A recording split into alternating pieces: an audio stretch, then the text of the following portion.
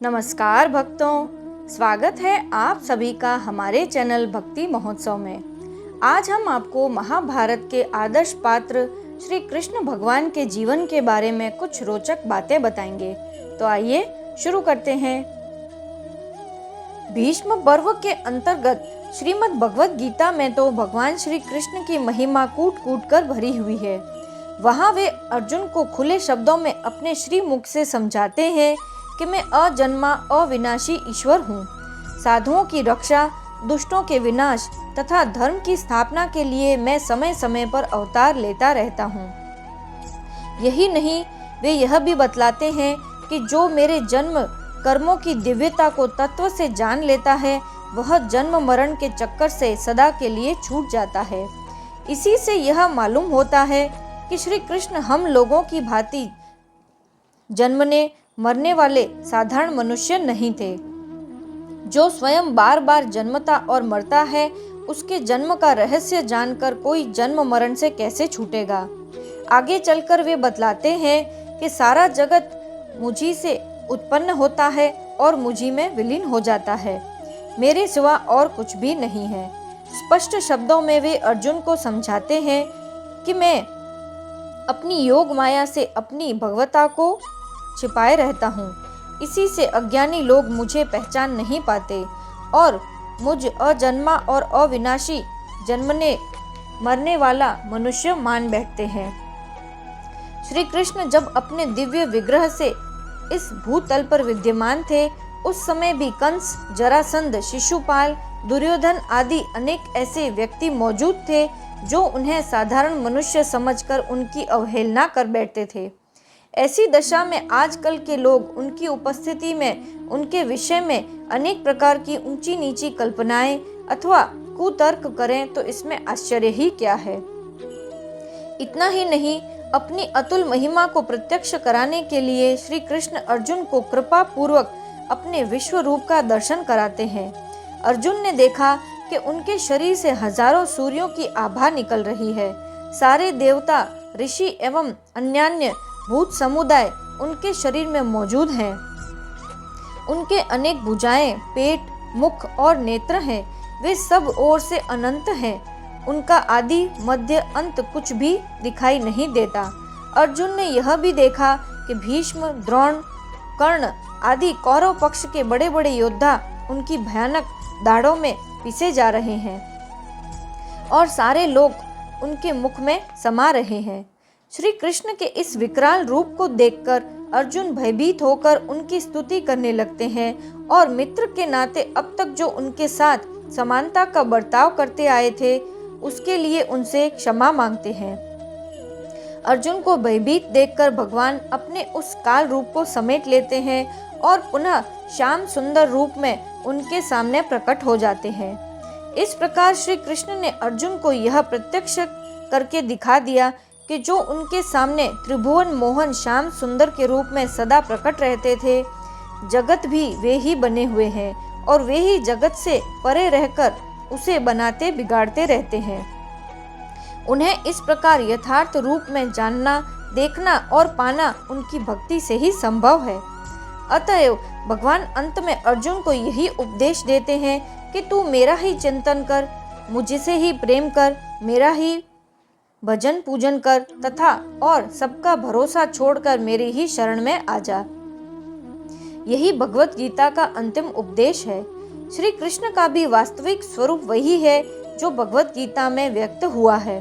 वे जगत से अतीत, कूटस्थ, आत्मा से भी श्रेष्ठ पूर्णतम पुरुषोत्तम हैं। उनका यह रूप अनन्य भाव से उनकी शरण होने से ही समझ में आता है। अतएव श्री कृष्ण क्या है, यह समझने के लिए हमें अपनी बुद्धि का अभिमान छोड़कर उनकी शरण ग्रहण करनी पड़ेगी। उनके शरणापन्न होने पर अर्जुन की भांति वे अपना स्वरूप स्वयं समझा देंगे। तब अर्जुन के ही स्वर में स्वर मिलाकर हम कह उठेंगे, प्रभो, तुम्हारी कृपा से मेरा अज्ञान दूर हो गया, तुम्हारा वास्तविक स्वरूप मेरी समझ में आ गया। अतः मैं संदेह रहित होकर जो तुम कहोगे वही आंख मूंद कर करूँगा। इसके बाद हमारे द्वारा जो कुछ भी चेष्टा होगी वह प्रभु प्रेरित ही होगी। हम सब कुछ करते हुए भी कुछ नहीं करेंगे। यही गीता की परम निष्कर्म्य सिद्धि है। ऐसे लोगों के लिए ही भगवान ने कहा है कि वे सारे जगत का संहार करके भी कुछ नहीं करते, वे भगवान के हाथ के यंत्र बन जाते हैं। कुरु वृद्ध पितामह भीष्म भी भगवान के एक ऐसे ही यंत्र थे। अर्जुन के बाणों से मर्माहत होकर शरशैया पर पड़े हुए वे इच्छानुसार शरीर छोड़ने के लिए उत्तरायण के सूर्य की बाट देख रहे थे। युद्ध समाप्त होने के बाद जब युधिष्ठिर का राज्याभिषेक हो गया, तब एक दिन भगवान श्री कृष्ण समस्त पांडवों को साथ लेकर भीष्म के मुख से सबको धर्म का उपदेश सुनाने के लिए कुरुक्षेत्र के मैदान में गए। श्री कृष्ण को आया देखकर भीष्म हर्ष से गदगद हो गए और बड़े प्रेम से उनकी स्तुति करने लगे। श्री कृष्ण ने भी भीष्म की बड़ी प्रशंसा की और यह कहते हुए कि तुम्हारे शरीर छोड़कर इस लोक से जाने के साथ ही सारा ज्ञान भी यहाँ से विदा हो जाएगा, पांडवों को ज्ञान उपदेश देने की प्रार्थना की। भीष्म ने कहा, प्रभो, मेरा मन तो बाणों की पीड़ा से खिन्न हो रहा है, अंग अंग में वेदना हो रही है तथा प्रतिभा शक्ति लुप्त हो गई है। मेरे मर्म स्थानों में आग सी लग रही है, मेरी वाणी रुकी सी जाती है। ऐसी दशा में मैं उपदेश कैसे दे सकूंगा? मुझे तो दिशाओं का ज्ञान भी नहीं रह गया है। मैं तो केवल आपकी शक्ति से ही जी रहा हूँ। इसलिए नाथ, आप मुझे क्षमा करें और पांडवों को स्वयं उपदेश देने की कृपा करें, क्योंकि सारे शास्त्रों के उद्गम स्थान तो आप ही हैं। आपके सामने बोलते हुए बृहस्पति भी हिचकेगा, औरों की तो बात ही क्या है। जैसे गुरु की उपस्थिति में शिष्य उपदेश नहीं दे सकता, उसी प्रकार आपके रहते मुझ जैसा मनुष्य कैसे उपदेश दे सकता है। इस पर श्री कृष्ण ने भीष्म को वरदान दिया कि अब तुम्हें न ग्लानि होगी, न मूर्छा होगी, न दाह होगा, न पीड़ा होगी और न भूख प्यास ही सताएगी। तुम्हें मेरी कृपा से सब ज्ञान अपने आप भासने लगेंगे और तुम्हारी बुद्धि निरंतर सत्व गुण में स्थित रहेगी। उस समय व्यास और अनेक महर्षि भी वहां उपस्थित थे। सबने वेद मंत्रों एवं स्तोत्रों के द्वारा श्री कृष्ण की पूजा की। आकाश से पुष्प वृष्टि हुई। दूसरे दिन से भीष्म ने अपना उपदेश आरंभ किया। श्री कृष्ण की कृपा से उनका दाह, मोह, थकावट, ग्लानि और पीड़ा सब एक साथ नष्ट हो गए। उनकी वाणी और मन में बल आ गया। फिर तो उन्होंने वर्णाश्रम धर्म, राजधर्म, आप धर्म, मोक्ष धर्म, श्राद्ध धर्म, दान धर्म, स्त्री धर्म आदि अनेक महत्वपूर्ण विषयों पर लगातार कई दिनों तक उपदेश दिया। अंत में सूर्य जब उत्तरायण में आ गए, तब महात्मा भीष्म ने भगवान श्री कृष्ण के सामने योग धारणा से शरीर त्याग दिया और दिव्य लोक में चले गए। उस समय देवताओं ने दुंदुभियां बजाई और आकाश से पुष्प वृष्टि हुई। पांडवों ने विधिवत उनके औधर्व दैहिक संस्कार किए। इस प्रकार धर्मराज को हस्तिनापुर के राज्य में प्रतिष्ठित करके भगवान श्री कृष्ण द्वारका लौट आए।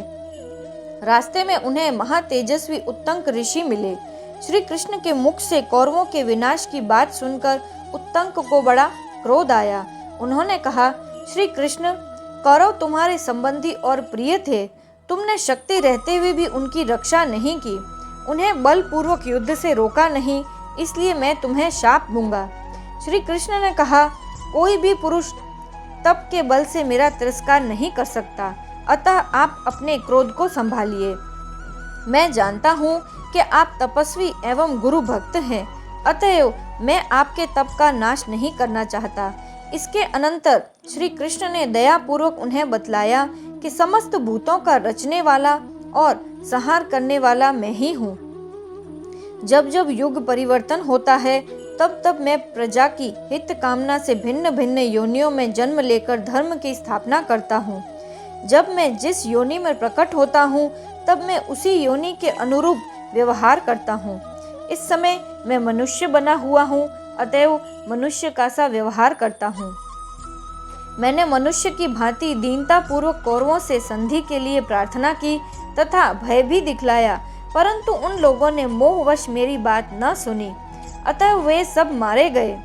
परंतु युद्ध में लड़कर मरने से उन सबों ने अच्छी गति प्राप्त की है। इसके बाद उत्तंक की प्रार्थना पर श्री कृष्ण ने उन्हें अपने विश्व रूप का दर्शन कराया और फिर द्वारका को लौट आए। उत्तंक की भांति श्री कृष्ण को एक बार गांधारी के भी कोप का शिकार बनना पड़ा था। युद्ध समाप्ति के बाद अपने मृत बांधवों का अग्नि संस्कार करने तथा उन्हें जल अंजलि देने के लिए राजा धृतराष्ट्र पांडवों तथा गांधारी, कुंती, द्रौपदी आदि समस्त कुरुवंश की स्त्रियों को साथ लेकर कुरुक्षेत्र के मैदान में गए हुए थे। वहां इन लोगों ने देखा कि पुत्र, भाई, पिता, पतियों की लाशें जमीन पर पड़ी हुई हैं और मांसाहारी पशु पक्षी उनके मांस को नोच नोच कर खा रहे हैं। उस भयानक दृश्य को देखकर कुरुवंश की सभी स्त्रियां पछाड़ खाकर गिर पड़ी और आर्तनाद करने लगी। पति परायणा गांधारी भी शोक के वेग को न संभाल सकने के कारण मूर्छित होकर पृथ्वी पर गिर पड़ी। थोड़ी देर बाद जब उसे होश आया तो वह श्री कृष्ण की ओर रोष भरी दृष्टि से देखती हुई कहने लगी, श्री कृष्ण, तुम चाहते तो इस भयंकर नरसंहार को रोक सकते थे, परंतु शक्ति रहते हुए भी तुमने इसे नहीं रोका। अतः पति की सेवा करके मैंने जो कुछ तप का संचय किया है, उसके बल पर मैं तुम्हें शाप देती हूँ कि जिस प्रकार कौरवों के नाश की तुमने उपेक्षा की, उसी प्रकार तुम अपने ही संबंधियों के नाश के कारण बनोगे। आज से 36वें वर्ष तुम्हारे सजातीय मंत्री एवं पुत्रों का नाश हो जाएगा और तुम स्वयं वन में विचरते हुए साधारण से उपाय से अनाथ की भांति मारे जाओगे और लोग इस बात को जान भी नहीं पाएंगे। श्री कृष्ण चाहते तो गांधारी के शाप को भी व्यर्थ कर सकते थे, परंतु उन्हें यादवों का विनाश अभीष्ट था। महाभारत युद्ध से उनके अवतार के उद्देश्य भूभार हरण की अधिकांश में पूर्ति हो चुकी थी। यादवों का संहार कराकर उन्हें उस यज्ञ की पूर्णाहुति करनी थी, परंतु उनके रहते हुए और किसी की सामर्थ्य न थी कि वह यादवों का बाल भी बांका कर सके। इसलिए गांधारी के शाप को निमित्त बनाकर उन्होंने परस्पर युद्ध के द्वारा अपने बांधवों का नाश कराना ही ठीक समझा। इसीलिए उन्होंने गांधारी के असाधारण पतिव्रत बल का आदर करते हुए उसके शाप को सहर्ष अंगीकार किया और समय आने पर सारे यादव कुल को आपस में ही लड़ाकर मरवा दिया।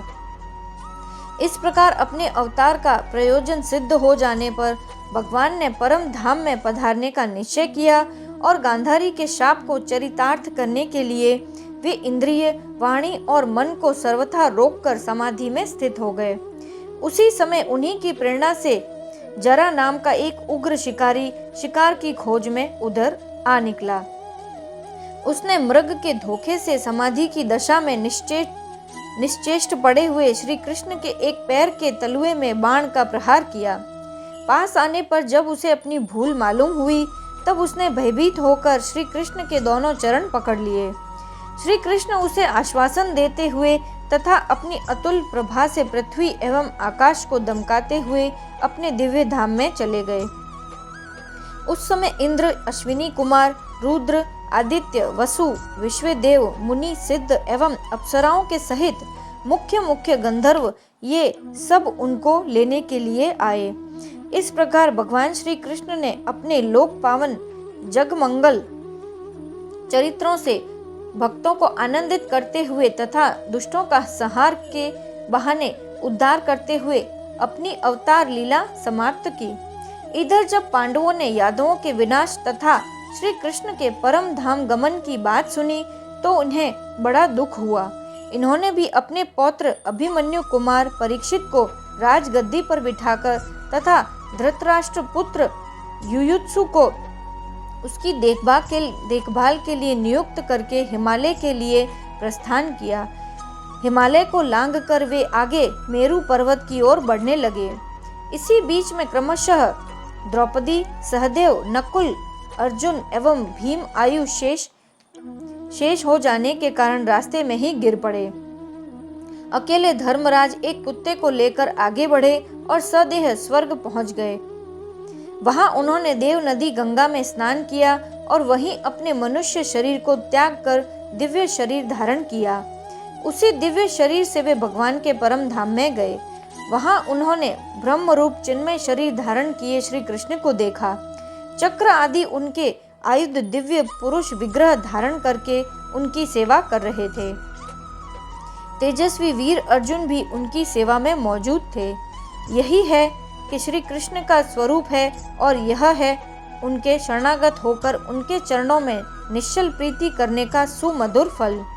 श्री कृष्ण नित्य हैं। वे आज भी अपने भक्तों को दर्शन देकर उनके साथ क्रीड़ा करके उन्हें आनंद देते हैं। हम भी चाहें तो उनके अभय चरणों की शरण ग्रहण करके सदा के लिए अभय हो सकते हैं। बोलो भगवान श्री कृष्ण चंद्र की जय।